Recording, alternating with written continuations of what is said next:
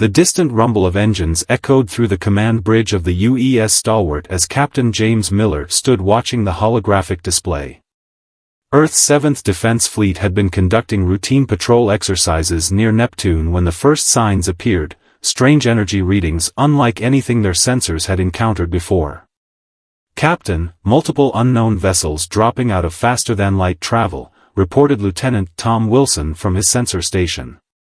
His voice remained steady, but his fingers gripped the console tightly. "They're big, sir. Much bigger than anything we've got." Miller's jaw tightened as he studied the readings. 15 massive ships had appeared at the edge of the solar system, each one nearly 3 times the size of Earth's largest battleship.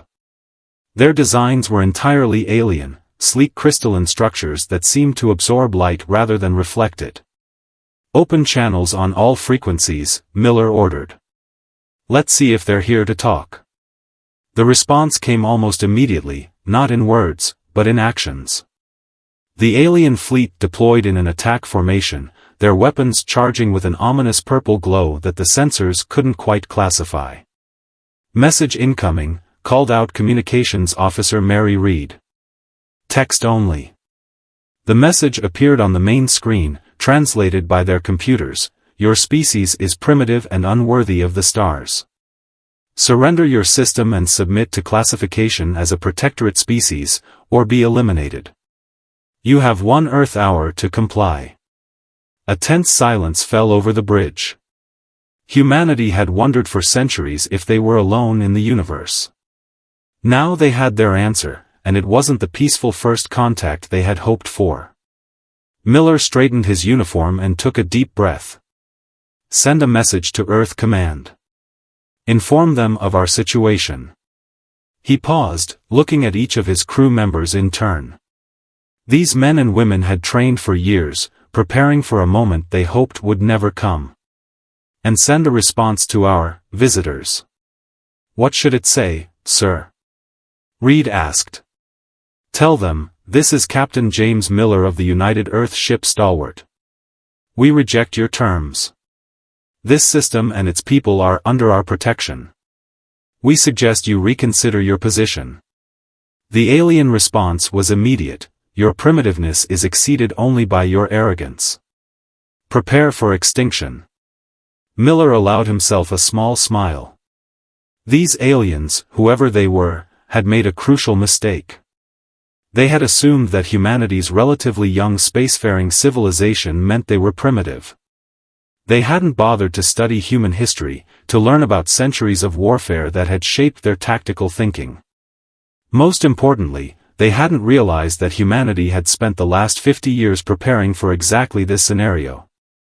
"Battle stations," Miller commanded, his voice calm but firm. "Alert the rest of the fleet. Execute defense pattern Delta 7. As klaxons began to sound throughout the ship, he added, "Let's show these visitors why you don't challenge a species that spent its entire history perfecting the art of warfare."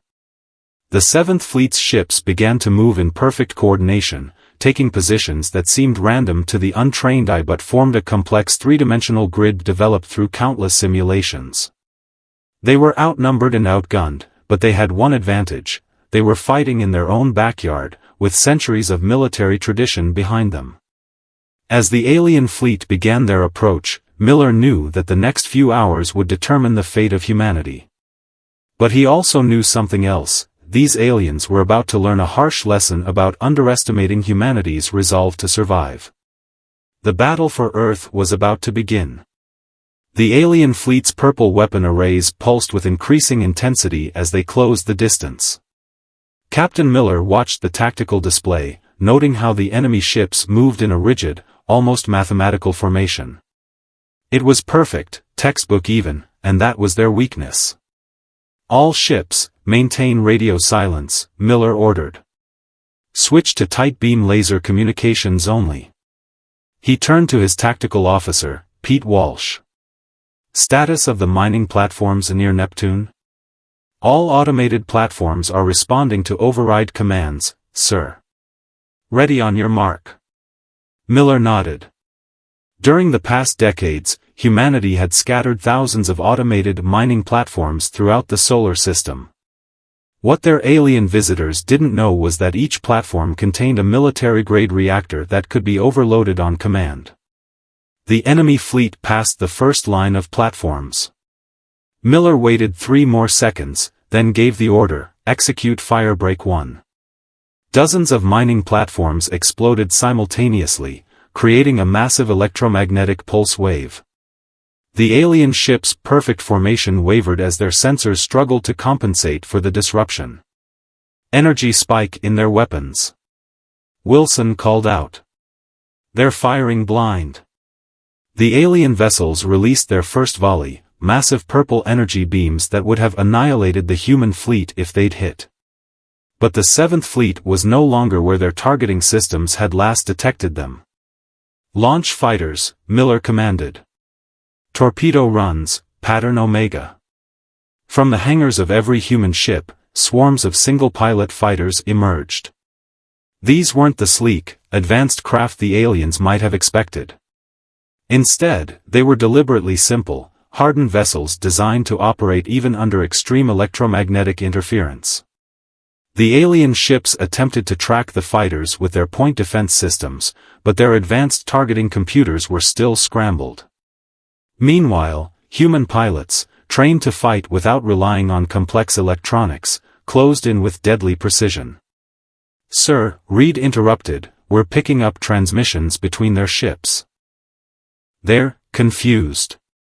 Their automated systems are failing to compensate." Miller allowed himself another small smile. "They expected us to fight like them, to rely on advanced technology and perfect calculations. They never considered we'd choose to fight dirty." The first wave of human fighters struck home.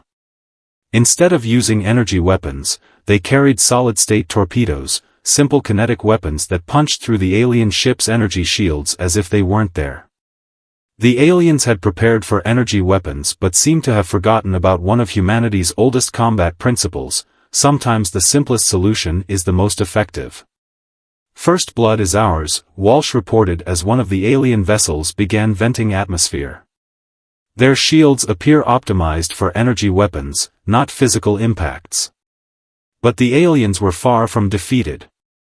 Their ships began adapting, generating new shield configurations that could deflect physical projectiles. They were learning, and quickly. "As expected," Miller said. "Begin Phase 2. All ships, execute scatter pattern Baker 9. The human fleet split apart in what seemed like chaos but was actually a carefully choreographed dance. Each ship activated its emergency thrusters, creating a cloud of superheated plasma that further confused the alien sensors. "They're responding exactly as the simulations predicted," Miller noted. "Advanced civilizations always follow the most efficient path. But warfare isn't about efficiency, it's about survival." As the alien fleet struggled to adapt to human tactics, Earth's defense grid was coming online. Years of paranoid preparation were about to pay off. Hundreds of stealth satellites, hidden in asteroid fields and planetary rings, were powering up their weapons. Miller opened a channel to all human ships. "Remember your training. Remember Earth. These aliens think they're superior because they're more advanced. Let's show them that humanity didn't climb to the top of the food chain by being nice. We did it by being clever, ruthless, and absolutely refusing to give up." Phase 3 begins in 5 minutes. Godspeed. The real battle was about to begin, and humanity was ready to fight with everything they had. Complete radio silence across the solar system, as hundreds of hidden defense platforms revealed themselves from within Neptune's rings. These weren't the simple mining platforms from before, these were humanity's true teeth, hidden away for a dark day exactly like this one. "Status of the Titan defense grid?" Miller asked, his eyes fixed on the tactical display. "Online and tracking, sir," Walsh replied. "The aliens still haven't detected the platforms. Their sensors are focused on our fleet movements. The alien fleet had recovered from their initial surprise and reorganized into a new formation. Their ships now generated overlapping shields, adapting to the human tactics. But they had made another crucial mistake. They were thinking in 2 dimensions, not 3. "Launch the drones," Miller ordered. "All ships, prepare to execute Operation Hornet's Nest." From hidden compartments in the asteroid belt, thousands of small, automated drones activated. These weren't sophisticated AI-controlled machines, they were simple, remote-controlled devices guided by human operators back on Mars base. The aliens' complex scanning systems, searching for advanced technology, completely overlooked them. "Sir," Wilson called out, "the enemy fleet is launching their own fighters. Energy readings are off the charts, each one appears to have enough firepower to take out a cruiser." Miller nodded. "Let them come. Activate the Faraday protocols." Throughout the human fleet, ships engaged their specialized shielding. Unlike the energy shields the aliens used, these were literal metal shields, layers of specially treated materials designed to absorb and disperse energy weapons. It wasn't elegant, but it was effective. The alien fighters streaked across space, their weapons charging. They were beautiful machines, gleaming with advanced technology. They were also about to learn why humans still trained for close-quarters combat even in the space age. "All pilots, you are weapons-free," Miller announced. "Remember your training. They may have better tech, but we have better instincts. Show them why humans are the apex predators of Earth." The battle that followed would later be called the Dance of Neptune by human historians. Human fighters, deliberately designed to look crude and primitive, revealed their true capabilities. They were hybrid craft, capable of switching between automated and manual control instantly. While the alien fighters relied on their advanced targeting systems, human pilots switched freely between computer assistance and raw instinct, making their movements unpredictable. "Enemy flagship is moving into position," Reed reported.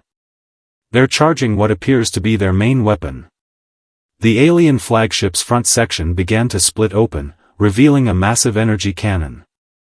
The power readings were astronomical, enough to vaporize a small moon. Miller's expression remained calm. "Just as we hoped. Spring the trap." The hidden platforms in Neptune's rings revealed themselves, but they didn't fire weapons.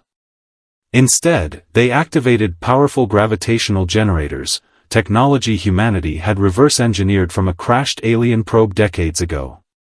The overlapping fields created a gravitational lens, bending space itself around the alien fleet.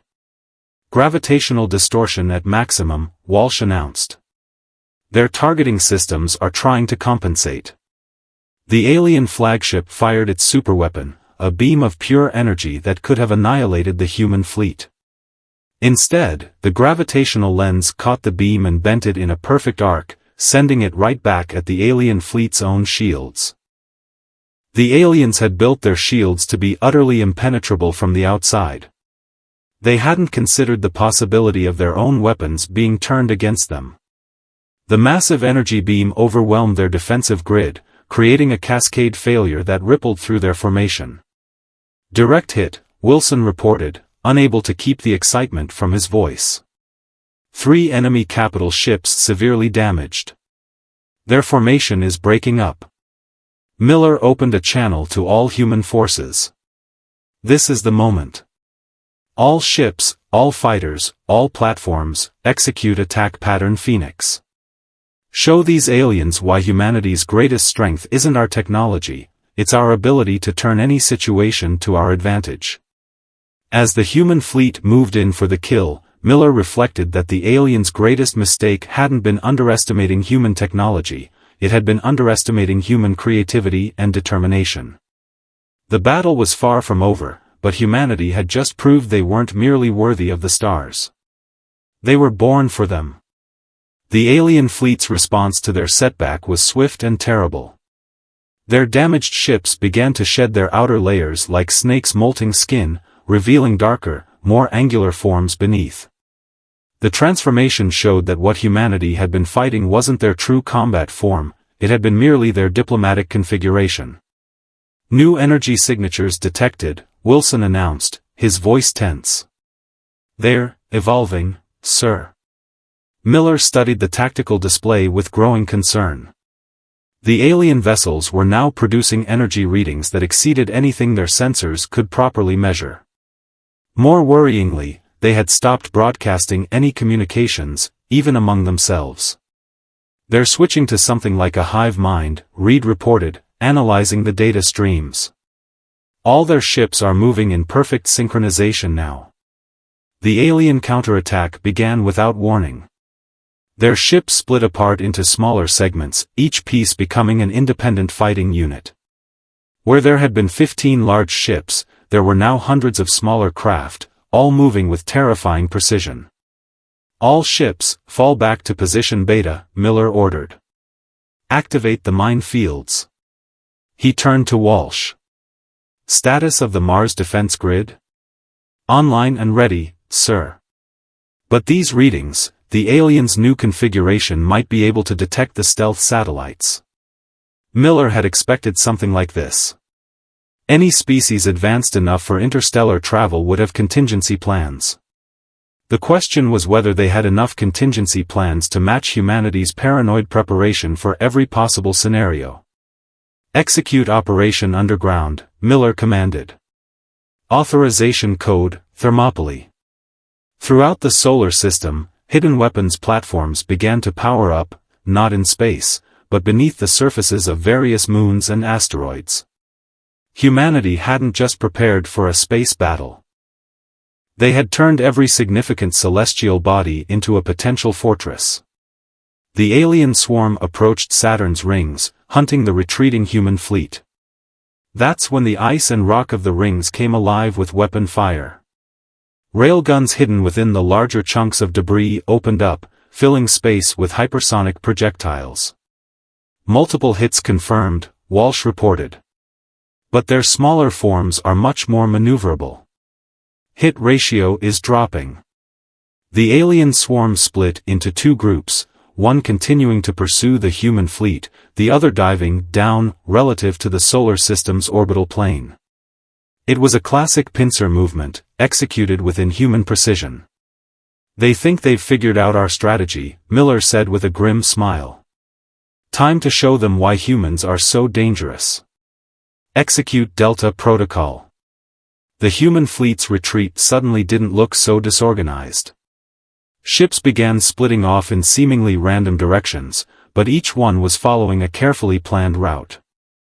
As they moved, they released clouds of what appeared to be debris. The alien swarm plowed through these clouds, their advanced shields easily deflecting the small pieces of metal and rock. That's when the debris revealed its true nature. Each piece was a microdrone carrying a payload of specialized nanites, not advanced enough to trigger the aliens' tech sensors, but perfect for their intended purpose. The nanites began to multiply, using the very material of the alien ships as raw material. They weren't trying to destroy the ships, just create enough interference to disrupt the hive mind's perfect coordination. Hive link is destabilizing, Reed called out. Their formation is becoming erratic. Miller opened a channel to all human ships. This is what we prepared for. The enemy has shown their full strength, and now they're going to learn why you don't corner a species that turned its entire solar system into one giant booby trap. All ships, execute attack pattern Omega. Show them what happens when humanity fights at full strength. The human fleet's retreat transformed into an attack. Every ship activated hidden weapon systems, not advanced energy weapons, but brutal, practical tools of war. Electromagnetic pulse generators, gravity distortion beams, and clouds of self-replicating nanites filled space. The battle had entered its next phase, and humanity was about to demonstrate why they had survived countless extinction-level events on their home world. They weren't just fighting for survival now. They were fighting to prove that humanity's place among the stars was earned through more than just technology. It was earned through the one thing the aliens couldn't copy or adapt to, the human spirit of absolute, unrelenting determination. Space itself seemed to burn as the battle reached its fever pitch. The alien swarm had adapted to humanity's nanite attack, their ships now emanating fields of energy that disintegrated any approaching particles. But this adaptation had cost them. Their energy consumption had skyrocketed, forcing them to draw power from their weapons systems. "Sir," Wilson called out, detecting massive energy buildup from Jupiter's direction. "The aliens they're trying to weaponize the magnetic field." Miller's eyes narrowed as he watched the tactical display. The alien swarm was positioning itself to use Jupiter's massive magnetic field as a weapon, a move that could potentially disable every electronic device in the solar system. "They think they've found our weakness," Miller said. "Time to show them why humans always plan for the worst." Execute Operation Faraday. Throughout the solar system, human ships engaged their backup systems. Every vessel in the fleet had been built with triple redundancy, primary systems, backup systems, and what they called Stone Age systems. These final backups were practically primitive, using mechanical computers and analog technology that couldn't be disrupted by electromagnetic interference. "All ships switching to backup systems," Walsh reported. Stone Age protocols engaged. The alien swarm initiated their attack, using their combined energy output to twist Jupiter's magnetic field into a weapon. A wave of electromagnetic energy swept through the solar system, powerful enough to be visible to the naked eye. Electronic systems throughout the fleet went dark, exactly as humanity had expected they would. But the human fleet didn't die. Instead, they switched to their mechanical backup systems, their ships now operating on technology that would have been familiar to engineers from a century ago. It wasn't elegant, but it worked. "Send the signal," Miller ordered. "All ships, begin Operation Thunderstrike." From their hidden bases on Jupiter's moons, human forces launched their counterattack. While the aliens had been focused on the fleet, they had missed the massive railgun installations humanity had built into the surfaces of Io, Europa, and Ganymede. These weapons required no advanced electronics, they were, essentially, enormous springs and magnetic accelerators, powered by the very geological forces of the moons themselves. The aliens, their energy diverted to maintaining control of Jupiter's magnetic field, couldn't react in time. Thousands of kinetic projectiles, each moving at a significant fraction of light speed, tore through their formation. Their advanced shields, optimized for energy weapons and electronic warfare, proved less effective against simple tungsten rods accelerated to relativistic velocities. "Multiple direct hits," Walsh announced. "Enemy swarm formation is breaking up." But the aliens weren't finished. Their surviving ships began to merge, combining into larger forms that could better withstand the kinetic bombardment. These new combinations revealed weapons that defied human understanding, devices that seemed to bend the very fabric of space-time. "Sir," Reed called out, "we're picking up some kind of quantum disturbance. They're trying to open a gateway, possibly for reinforcements." Miller had been waiting for this moment. "Send the code phrase, remember Thermopylae. All ships, prepare for Phase 6. Throughout the human fleet, hidden compartments opened in every ship's hull.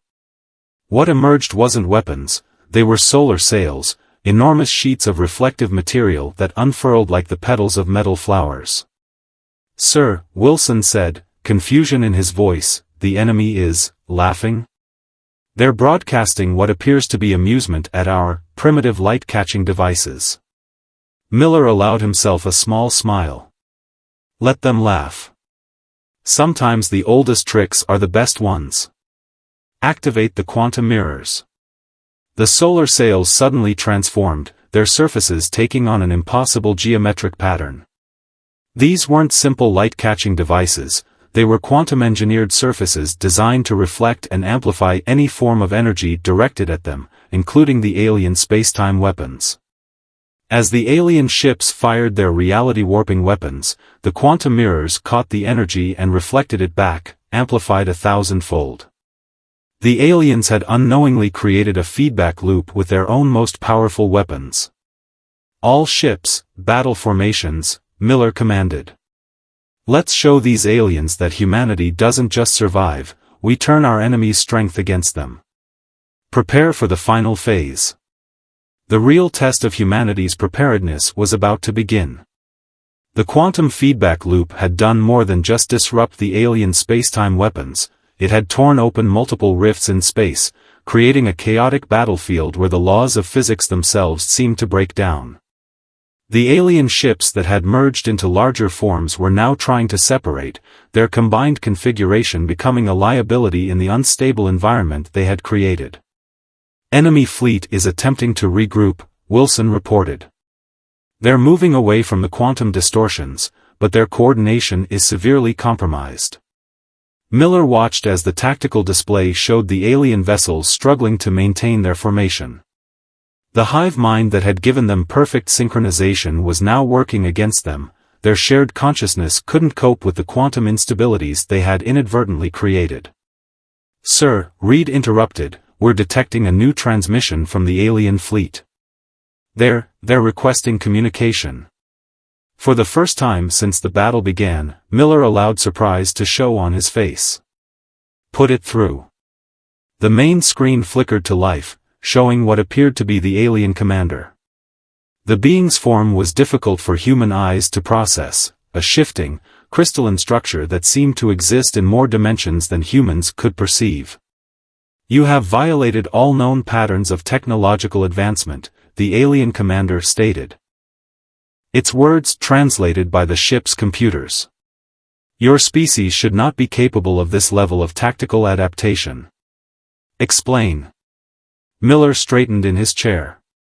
"We learned long ago that technology isn't everything. Humanity's greatest strength isn't our tools, it's our ability to use whatever we have in ways our enemies don't expect. Your species was rated as Category 7, barely capable of interplanetary travel," the alien commander continued. "Yet you have demonstrated Category 3 capabilities through means our analysis cannot comprehend." "That's because you're looking for the wrong things," Miller replied. "You measure advancement by technology alone. We measure it by results." The quantum distortions were growing stronger, threatening to tear apart both fleets. The alien ships were trying to establish stable positions, but their advanced sensors were being overwhelmed by the chaos they had helped create. "Sir," Walsh called out, "the quantum mirrors are at critical capacity. We can't contain the feedback loop much longer." Miller nodded. "We don't need to." He turned back to the screen. "You have two options. Either we both continue this battle and risk destruction in the quantum storm you created, or you acknowledge humanity's right to exist among the stars as equals." The alien commander's crystalline form shifted in what might have been agitation. "You would risk mutual destruction? This defies all rational behavior patterns." "That's humanity for you," Miller said with a grim smile. "We survived on a planet that tried to kill us every day. We evolved as both prey and predator. We learned to use every defeat as a lesson, every setback as an opportunity. We're not just fighters, we're survivors." The quantum distortions reached a critical point. Space itself seemed to ripple like water, threatening to tear apart anything caught in its waves. The human fleet's quantum mirrors were beginning to crack under the strain. "A decision must be made," the alien commander stated. "The quantum cascade will destroy both our forces in approximately 3 minutes." Miller's expression remained firm. "Then make your choice. But remember, even if you destroy us here, Earth has more surprises waiting. We've had centuries to prepare our home system for defense. Ask yourself, is it worth the cost?" The alien commander's form pulsed with changing colors. "Your species requires further study. We have miscalculated." The alien ships began powering down their weapons, their merged forms finally separating completely. The quantum distortions, no longer fed by their spacetime weapons, started to stabilize. "We will withdraw," the alien commander announced. "But know this, your species will be reclassified. Others will come to observe." Miller allowed himself a small nod. "They'll find us ready. We always are." As the alien fleet began their retreat, the human ships maintained their battle positions. They had won this round, but Miller knew this wasn't the end. Humanity had just announced its presence to the galaxy in the most dramatic way possible. "Send word to Earth," Miller ordered. Tell them the galaxy just got a lot more interesting." The solar system grew quiet as the last alien ship disappeared into faster-than-light travel. The quantum distortions had fully stabilized, leaving behind only scattered debris and radiation as evidence of the massive battle that had just taken place. Throughout the human fleet, crews began powering down from battle stations, their ships bearing the scars of humanity's first interstellar conflict. "Damage report," Miller requested, his voice showing the first signs of fatigue since the battle began. "3 destroyers heavily damaged but salvageable," Walsh responded. 5 fighters lost with crews safely ejected and recovered.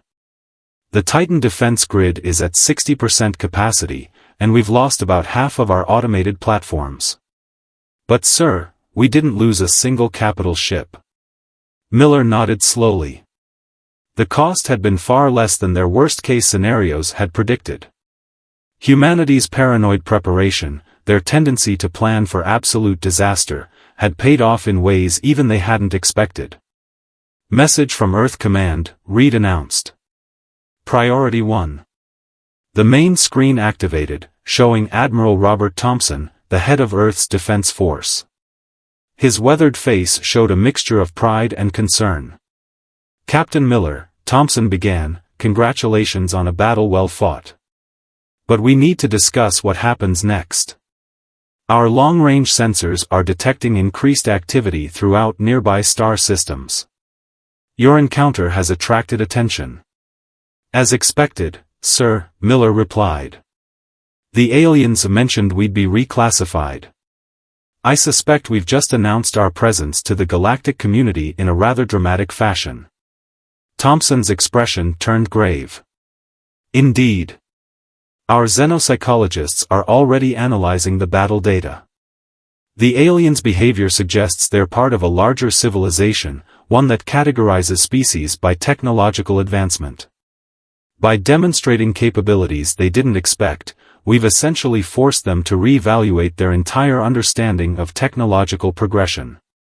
"Sir," Wilson interrupted, "long-range sensors are detecting multiple gravitational disturbances at the edge of the system. Different signatures than our previous visitors." Miller straightened in his chair.